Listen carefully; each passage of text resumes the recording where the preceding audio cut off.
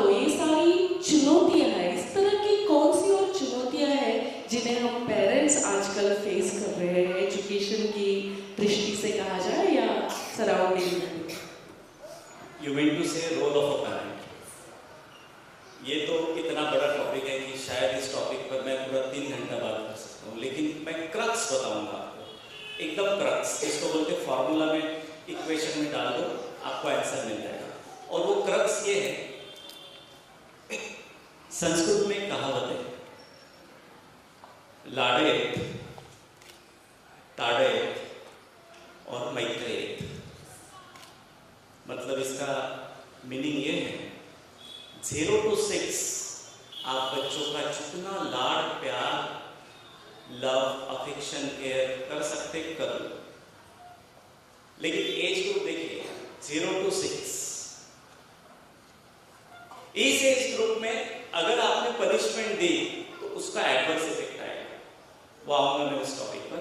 दूसरा है ताड़े, 6 से 12, 6 से 13 ये डिसिप्लिन लगाने का समय है। इस समय आप डिसिप्लिन लगाने के लिए पूरा काम करिए। इस समय अगर आपने लाड़ प्यार किया तो बच्चा हाथ से गया। और तीसरा है मैत्री, 13 साल का बेबी हो जाने के बाद अगर जिस दिन आपके बेटे की चप्पल आपके पैर में जा रही है, अभी तो चप्पल की भी बात नहीं रही, क्योंकि 13 साल के बाद जो हार्मोनल चेंजेस बच्चों में आ रहे हैं, तब आप अगर उसके साथ में फ्रेंड के व्यवहार नहीं कर रहे हो तब भी कुछ भी हो सकता है।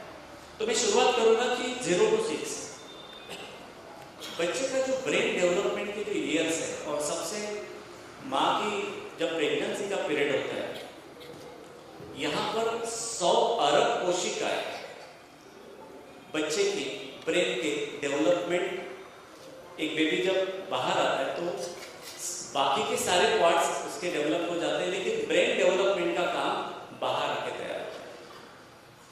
और 700 करोड़ सेल्स ये हर सेकंड उसके नए नए आपस में थ्रू न्यूरॉन्स, जो छोटे छोटे नर्व टिश्यूज रहते हैं, उसके माध्यम से it's a law of connectivism, जो सिनाप्स से कनेक्ट होते रहते हैं, और यहां से रियल उसका पीरियड चालू होता है 0 to 6। अब यहां पर ऐसा बोला गया है कि 13 साल के बाद 500 करोड़ सेल्स डेड हो जाते हैं। और डेड होने का मतलब है कि जो सेल्स का इस्तेमाल नहीं किया जाता, जिसको कुछ नया एक्सपीरियंस नहीं मिला, वो ब्रेन बच्चों का डेड हो जाता है उम्र के 13 साल के बाद। अब सबसे बड़ा पीरियड कौन सा है? 0 to 6। इस एज में आप घर का जो माहौल है, इस एज में बहुत सारे लोगों को अपना बिजनेस, अपनी नौकरी, इसके कारण समय कितना मिलता मुझे पता नहीं, लेकिन यहाँ पर सबसे बड़ा जो रोल आता है वो आता है घर के ग्रैंड पेरेंट्स का। जिस घर में ग्रैंड पेरेंट्स का रोल है उस घर के बच्चे देखिए, और जिस घर में ग्रैंड पेरेंट्स नहीं है वहाँ के बच्चे देखिए, तो आपको डिफरेंस ध्यान में आएगा। तो 0 to 6 में आप बच्चों को बिल्कुल डांटिए मत, मारिए मत, और सबसे ज्यादा लाउडली बिल्कुल उनसे मत बोलिए, क्योंकि अगर आप चीख के चिल्लाकर बात करेंगे तो उनके ब्रेन सेल्स भी डेड होने की पूरे संभावना है। और ताड़ायन में आप डिसिप्लिन जितना अच्छे से लगाएंगे वो आपको लैटर लाइफ में बहुत काम में आएगा। लेकिन ये अगर 3 पीरियड में अगर हम लोगों ने मिक्सिंग कर दिया तो यहाँ पर आपका रॉन्ग पेरेंटिंग होने की पूरी संभावना है। तो पेरेंट्स के लिए मैं एक ही बात बोलना चाहता हूँ की आई जी आहे ती मुलांची पहिली शाळा असते, आणि शाळा ही त्या मुलाची दुसरी आई असते। त्यामुळे जिच्या हाती पाण्याची दोरी ती जग उद्धारी, हे असं सहज नाही म्हटलेलं आहे। My mother is sitting before me या वयापर्यंत पण तिचं पॅरेंटिंग चालूच आहे। ती मला प्रश्न विचारते कि ये क्या, ये क्यों, आप ये कहाँ जा रहे हो, क्यों जा रहे हो, इतने रात क्यों हो गई आज। तर आई ही मुलांची पहिली शाळा आहे। ज्या घरामध्ये आईचा मुलांसोबत संवादच नसतो तिथे मुलगा मिस होतो। शॉकिंग है, जिस घर की मदर अपने बच्चे से बात ही नहीं करती, वो बच्चा गुमसुम जैसा हो जाता है। क्योंकि पिता तो है, वो तो जॉब पर चला गया ना। अब यहां पर एक सवाल है कि माता भी जॉब पर गई तो फिर क्या करना उसने? तो उसने जॉब पर आने के बाद पूछना चाहिए कि बेटा आज क्या हुआ स्कूल में, आज कितना होमवर्क था तेरा, आज स्कूल में क्या क्या हुआ, मुझे थोड़ा बताओ। ये मदर का जो रोल है ना, ये सबसे बड़ा रोल होता है। और हमारे स्कूल में 3 मदर है। पहली आपकी वाली बच्चे की, दूसरा हमारा स्टाफ, और तीसरा स्कूल का एनवायरनमेंट। ये 3 मदर उनकी टेक केअर करते हैं। और मराठीमध्ये आपण आई म्हणतो ना, आई म्हणजे आईची जर व्याख्या जर आपण केली, आ म्हणजे आत्मा आणि ई म्हणजे ईश्वर। स्वामी दीदी जगाचा आय बिना भिकारी। इसीलिए माँ का जो रोल है वो बहुत ही बड़ा है। म्हणजे बच्चे को टिफिन में क्या देना चाहिए ये प्लानिंग माँ करती है, पिता कभी नहीं केयर करता इस बात को लेकर। देखा है मैंने, कुछ फादर भी होते हैं वो किचन में जाते हैं, लेकिन माँ सोचती है कि मैंने मेरे बच्चे के टिफिन में आज क्या देना चाहिए। और जो माँ बच्चे को खिलाती है वहां पर आपका लव अफेक्शन केयर शुरू होता है। जो माँ अपने बच्चे की डायरी चेक करती है या स्कूल के मैसेजेस चेक करते हैं, वो रियल रोल प्ले कर रही है। जो माँ अपने बच्चे की बैग चेक करती है कि आज बच्चे के होमवर्क कितना हुआ, आज क्या पढ़ा, ये होता है रियल मदर का रोल। और फिर स्कूल में मैंने की मीटिंग में जाना, जैसे आज मैं कुछ मदर देख रहा हूँ, मैक्सिमम मदर है, कुछ कपल है, कुछ सिर्फ मदर है आए हैं आज, कुछ सिर्फ फादर आए हैं। आणि आपण असं म्हणतो की संसाराची गाडी आहे ती 2 व्हीलवर चालते। आज एकच व्हील जर आले असेल तर एक चक्का खूप फास्ट फिरेल, दुसरा स्लो चालेल। ती मदर आज घरी जाऊन पप्पाला सांगेल, अरे तुम्ही आज यायला पाहिजे होतं, काय आज मिस केलं तुम्ही, एक चक्का खूप फास्ट फिरला। आणि फादर आले असेल तर मदरला सांगेल की अरे तुझं जास्त काम होतं, माझं तर कामही नव्हतं तिथे आज, कारण तुझ्यावर सरांनी सगळं लेक्चर दिलं आईला। ऐसा नहीं है। माता और पिता जिस घर में दोनों बैलेंस करते हैं, बच्चों की ग्रोथ देखो कितनी बड़ी होती है। छोटी मोटी समस्या आई, बच्चा क्या बोलता है, आई गो, और बड़ा संकट आया तो क्या बोलता है, बाप रे। तो पिता का भी रोल बहुत इंपॉर्टेंट है। पिता, बच्चे को लगता है कि मेरा पिता मेरे पीछे खड़ा है, मैं एकदम सुरक्षित हूँ, कंफर्टेबल हूँ। तो माता और पिता वो बार बार देखते हैं। अच्छा, आप लोग जो बच्चों को लाड प्यार करते हो ना, और उसके साथ में जो आपके वर्डिंग्स रहते हैं, उससे उसका व्यक्तिमत्व विकास होता है। अगर आपने उसको कहा कि तू तो मूर्ख है, तुझे कितना भी मैं समझाऊं तो मूर्ख ही रहेगा, वो बिलीव मी, वो लाइफ टाइम मूर्ख ही रहेगा। तू बुद्धू है, तुझे मैं कितना भी समझाऊं तू सुधरने वाला नहीं है, वो बुद्धू ही बन के रहेगा। अगर आपने बच्चे को कहा कि तू होशियार, तुझे मैं एक बार समझाती हूँ, तू पकड़ लेता है चीजों को, तो वो वैसे ही बनेगा लाइफ। नागपुर के काफी बड़े साइकियाट्रिस्ट है, उसके साथ में मेरी बातचीत हुई एक पेशेंट को लेकर। जब भी कोई साइकोलॉजी की ट्रीटमेंट दी जाती है तो वो जो डॉक्टर है वो बच्चे का पास्ट चेक करते हैं, वो स्पेशली पेरेंटिंग स्टाइल चेक करते हैं कि 0 to 13 ईयर्स में आप बच्चों को घर में क्या क्या बोलते थे। जैसे कुछ लोग बोलते हैं ना घर में बंटी, गोलू, बबलू, टबलू, जो भी है, किस नाम से पुकारते थे तुम, या बचपन में कुछ उसको ये करते थे क्या, क्रिटिक्स कि तेरे से ये नहीं होगा, तेरे से वो नहीं होगा।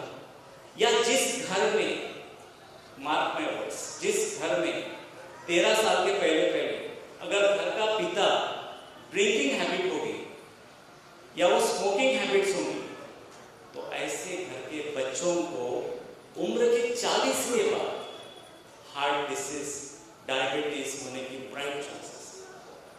क्यों? बचपन में उनको गलत बातें मिली और बाद में उनके वो सारे हार्ट डिसीज हो रहे गिफ्टेड बाय पेरेंट्स। हम हिस्ट्री बोलते हो बात अलग है। मैं आज आपके सामने जो जो बातें बोल रहा हूं, ये मेरा पूरा स्टडी है। मेरे पास 300 पेज का एक किताब है ब्रेन के ऊपर और पेरेंट्स के रोल के ऊपर। आप बच्चों को जितना प्रेम देंगे ना, सबसे पहले लव और टाइम, ये दो बड़े इन्वेस्टमेंट है आपके बच्चों की। आप कभी गलत वर्ड्स में बच्चों के साथ में पेश मत आइए, क्योंकि एक गलत वर्ड उसके लाइफ टाइम सबकॉन्शियस माइंड में अगर बैठ गया गलती से, तो बच्चा आपके हाथ से गया।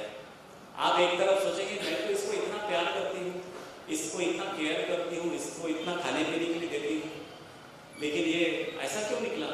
अरे परवरिश में प्रॉब्लम थे हमारा।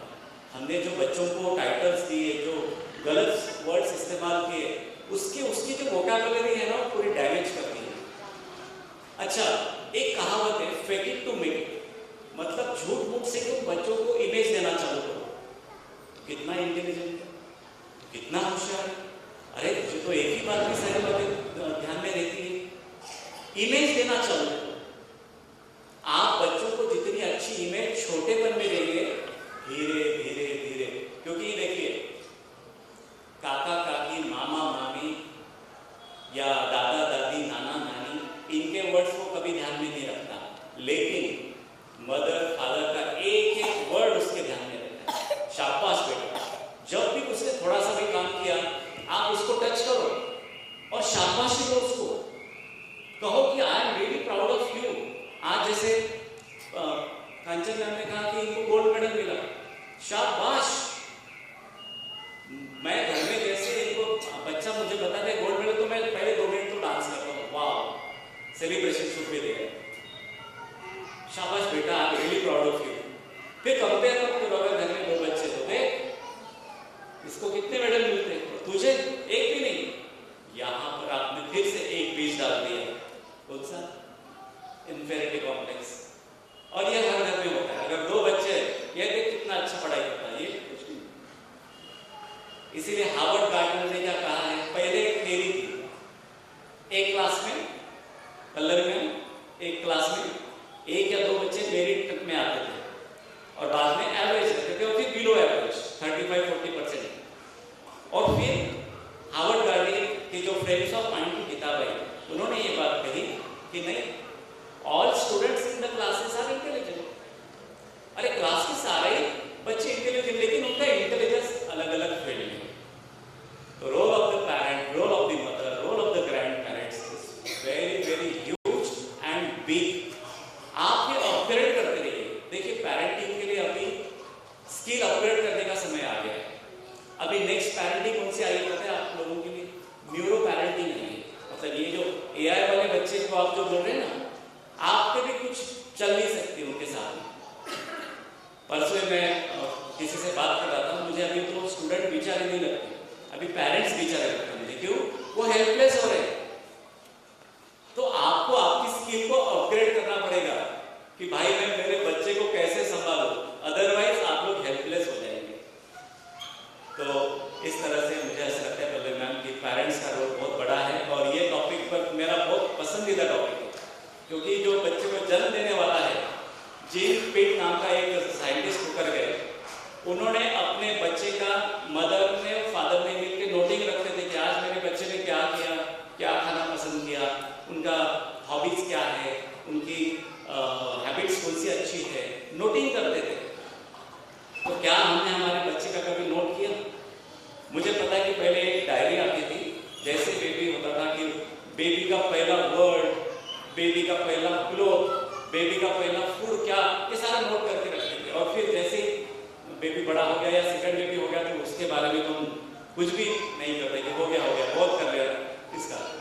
तो ऐसा जैसे हम लोग 18 तक अगर ये कंटिन्यू करेंगे, धीरे धीरे धीरे आप एक एक चीज पकड़ सकते हैं। मुझे ऐसा लगता है कि हर बच्चे की एक अलग से डायरी होनी चाहिए। हर घर में बच्चे की माता पिता कुंडली बनाते हैं, लेकिन इंफॉर्मेशन नहीं लिखते। इंफॉर्मेशन लिखिए, आपको बाद में ये सवाल किसी को पूछने की जरूरत नहीं पड़ेगी कि मैं इनको कौन सी लाइन